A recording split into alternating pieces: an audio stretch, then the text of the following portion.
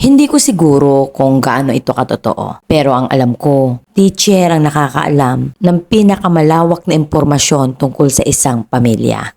Dinalaw kasi ako ng isa kong estudyante at bigla siyang nagkwento. Kahit na gaano karami yung ginagawa ko sa oras na yan, talagang itinigil ko, mapakinggan ko lang itong batang ito. Nasawari ko'y naglalabas ng sama ng loob. Nalaman ni mama mo na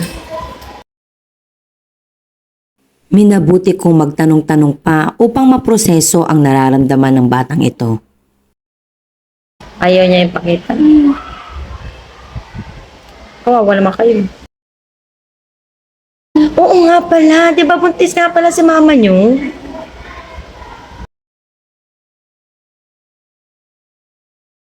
Lagi nasakit ang tiyan ni mama mo. Nahampas, sino nang hahampas?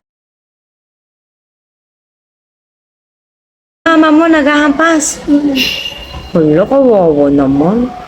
Anong nararamdaman niyo? Naawa kayo kay mama? Naiyak kayo?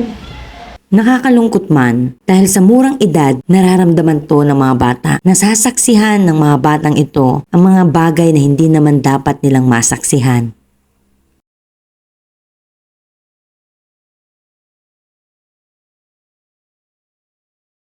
Yung anak ng kapitbahay niyo, yun yung naglilinis. Taon-taon na lang, pare-parehong kwento, ngunit walang solusyon. Mabuti na lang at marami pa ring tao sa pamayanan na handang tumulong para sa mga batang ito na nagsusumikap mag-aral. Ano sabi ni papa mo?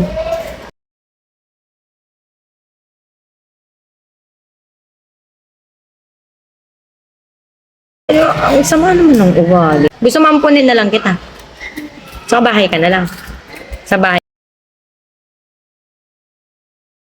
Magiging kapatid mo na si Abriel. Kilala mo si Abriel? Oo.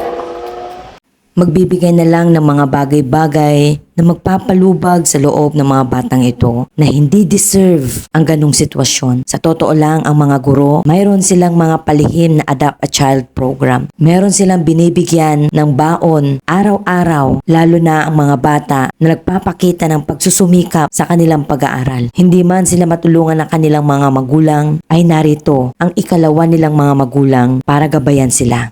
Hindi na para ipakita pa o ipagmalaki. Walang documentation, walang pirmahan. Dahil direkta na itong naibibigay sa mga bata. Ngunit hindi lahat kayang bigyan. Kaya't nagpapasalamat pa rin ako sa mga magulang na lubos ang suporta sa kanilang mga anak, lalo tigit sa kanilang pag-aaral. Ang dami niyong magkakapatid, tapos nagawa pa ni papa mo na ano. Ilan kayo magkakapatid? 9 kayong magkakapatid. Nang babae pa si papa?